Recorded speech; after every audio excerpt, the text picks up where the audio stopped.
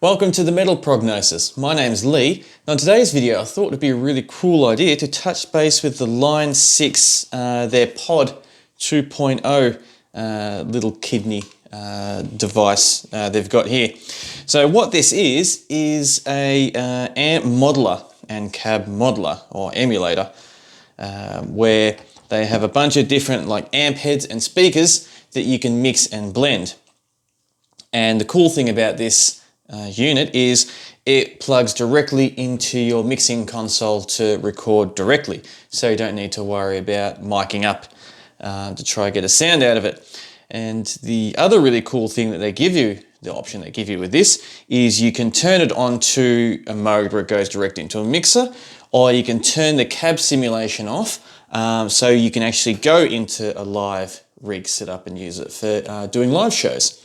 So what I thought would be a really cool idea for this video is let's see how hard we can push it doing both things. So I'll do one recording where I hook it up to my Orange Dark Terror with my vintage 30 speakers, and we'll mic that up to see how it sounds, and we'll also use its cab simulation on here to go directly into the mixing console and then do a back-to-back comparison to see how they sound. Why? Because it's fun. No other reason than that. Now this amp thing has a few different options, and one of them is you can turn off, I don't know if you can turn off the amp model, maybe, we can definitely turn off the cab model, but instead of using one on the computer, I thought no, let's keep it all in here to see how far we can actually push this device on its own instead of just chucking it on the computer and polishing it up that way, because that's kind of, it's not really cheating, but for this video it would be. And let's see how it stands up between doing something fully an analog capture with two mics and this going directly into the mixing console. And yeah, let's just have some fun with it and see how we go.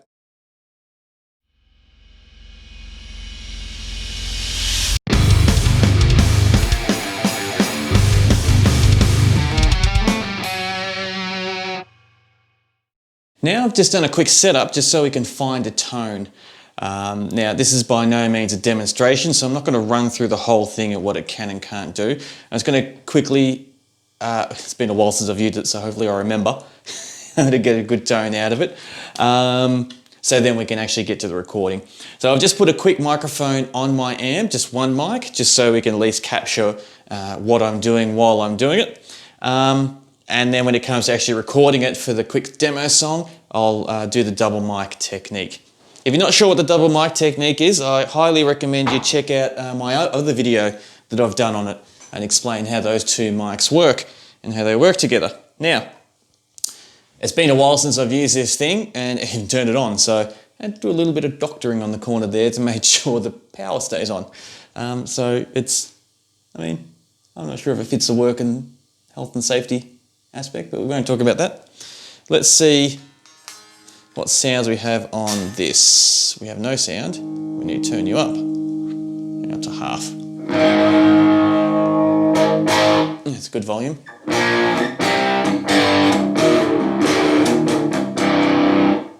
Yeah, I got switched on mic. That's good. Oh, amp, sorry.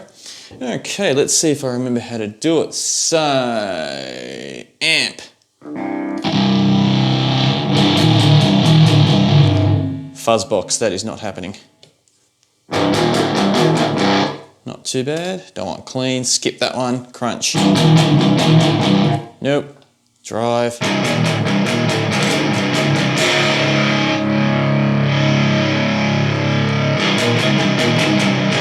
We can do better. Nope. Ooh. Hey.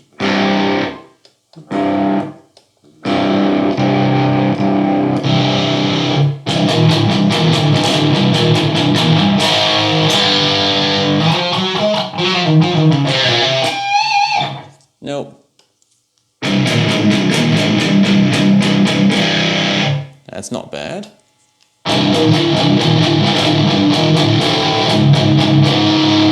Something doesn't sound right with that one. Let's see if you tap that. Yeah. Don't know if that was a placebo effect or if that actually did make a difference, but it sounded good now. So let's turn it on different cab. Not too bad. Not too bad. No. So let's go back to this one.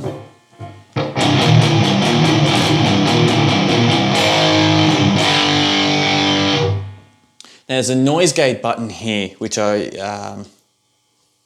funny when I first bought this unit. Every noise gate that I've ever used has always had a dial. So when I very first turned it on, when there was hiss, because if I turn that off, there's a lot of noise. Hit it, and it cuts a lot of it out.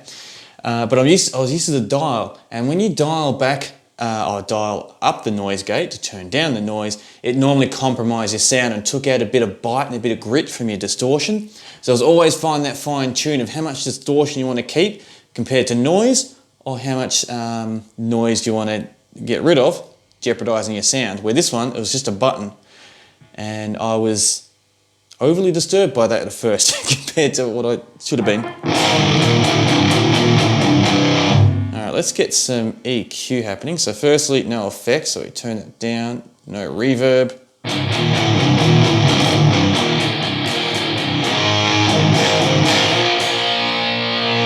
Something weird's happening there. Why are you swelling? No swelling. Why are you swelling?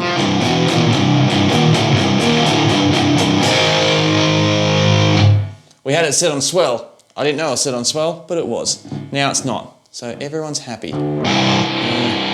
Set the volume.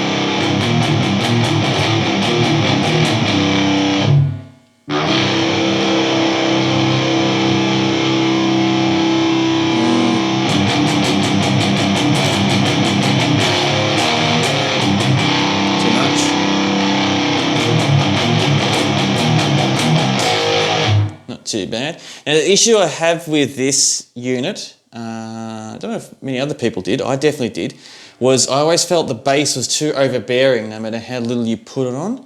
And the mids and highs,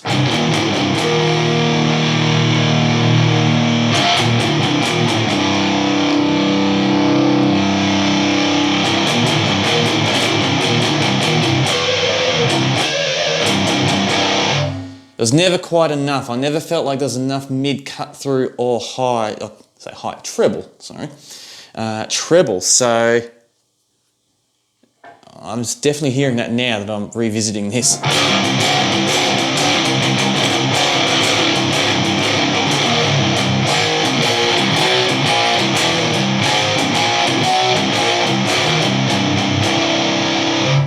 So not a bad sound, not too bad considering how long ago this came out.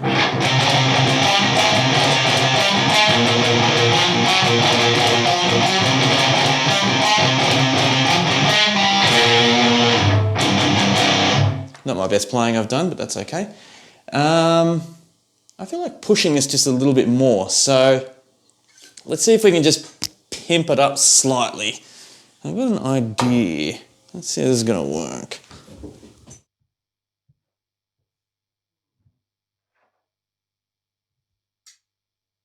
Now, I was mucking around with this the other night, having some fun. The Savage Drive. So, my rules say this isn't cheating because we're putting this before the unit. So, let's see if this is going to help our mid and treble push and give it a little bit. So, this pedal here helps alter the sound. So, it's not a distortion pedal, so to speak, it's a boost pedal. So it helps boost and tighten a lot of the sound. So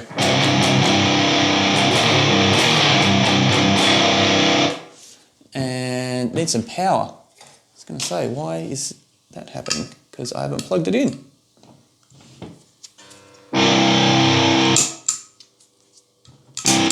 So turn it off, it's got straight full bypass, where it bypasses everything, including the volume. Let's give it some volume to start with.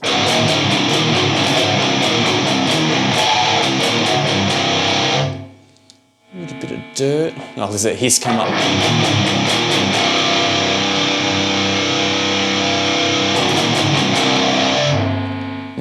That just adds noise, not clarity. A bit of bite.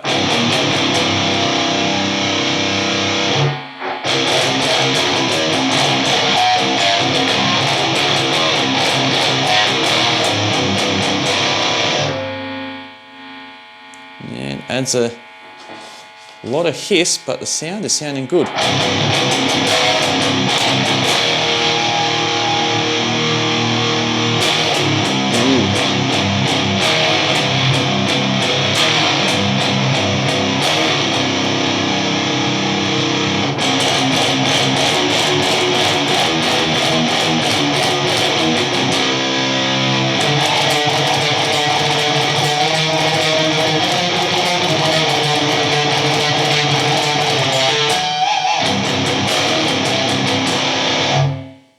Yeah, that.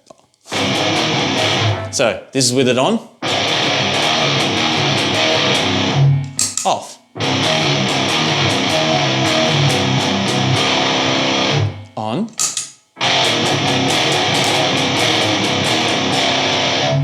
Off.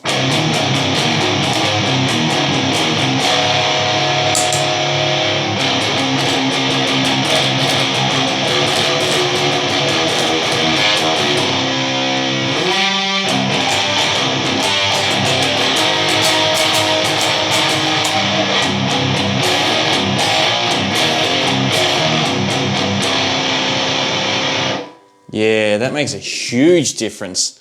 And we're going to keep it because it makes a huge difference. So with that in mind, we've pimped it up a little bit, given it a little bit of a push beforehand, which is no problem because we're still technically using everything from here, so that's fine. That's fine.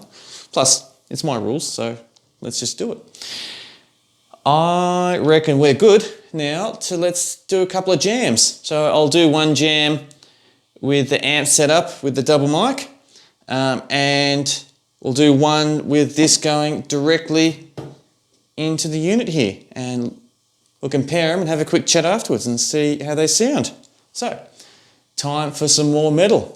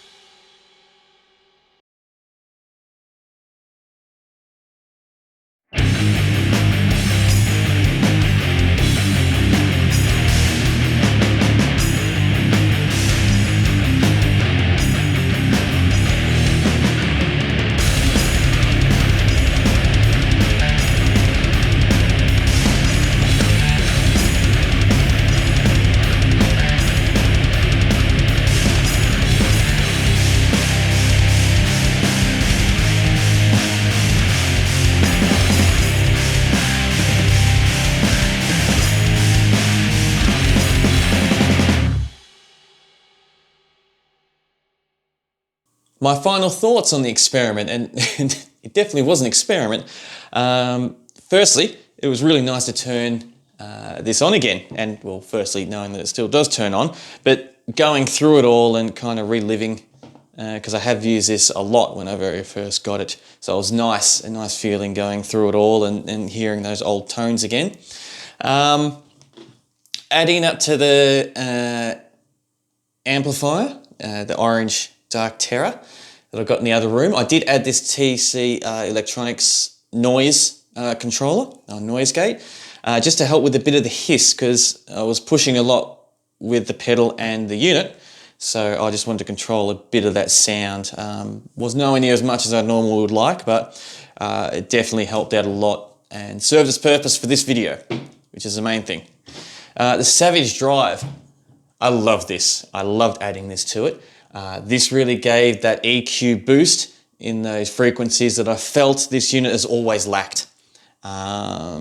which and it's always been its weakness. Now, nothing against this unit. It's over 20 years old, or probably 20 years old now. So, you know, I don't want to be ripping on it too much, because yeah, things have come a long way since then.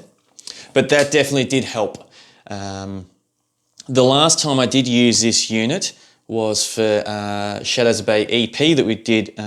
This is what we're made of. And I did a decent amount of editing afterwards and that to try and get clean up the sound a bit. But for this experiment, micing it up to an actual amp and running it on the amp mode instead of the direct for the mixer, I never thought about doing that beforehand. And the results I got today, I would say I'm glad I didn't choose that. I felt like the direct going into the mixing console had a lot more of a thicker, dynamic overall tone to it. And it fitted in a lot easier with the mix, even though I try to do as little as what I could in the post to try to give it a realistic comparison between the two. So even with that, I thought it was a lot more dynamic going straight into the mixing console. And as soon as I put it onto the amp mode and put it to the actual amp, it dried up a lot of the sound, which you could definitely argue to say, well, use more of the amp characteristics to tone, to fix up all the little EQ dryness, for lack of a better term. So yeah, you could always argue to say I should have spent more time testing the microphone placements and probably working on that a little bit more, which you'd be absolutely right. But for what we had and what I captured out of the two, I definitely preferred the direct out of here into the mixing console, which I am surprised, but I don't know why, because this main marketing appeal was to do that. Direct connection into there, no miking needed to get clean recordings that sounded like top-end amplifiers and cabinet models. So yeah, I don't know why I am surprised, but here we are. I'm surprised. Very good experiment nonetheless. Lots of fun, lots and lots of fun. Even like the little tune that I put together, it was interesting when I went to the fast section in the middle, how much the amp really twanged a lot of the high notes, because it went through way too dry compared to going through the mixing console where it handled all those tones a lot more evenly. So there we have it. But the most important thing is, what are your thoughts? What did you think about the two different comparisons? What did you think about when I added this in and edited it out, when I was actually coming up with the sound? And what are your thoughts in general on the pod? And I've yet to use the latest pod, so I don't know how it sounds in comparison to this, but I'm kind of tempted to see if I can borrow one off someone to see, because yeah, these things still aren't too bad. Definitely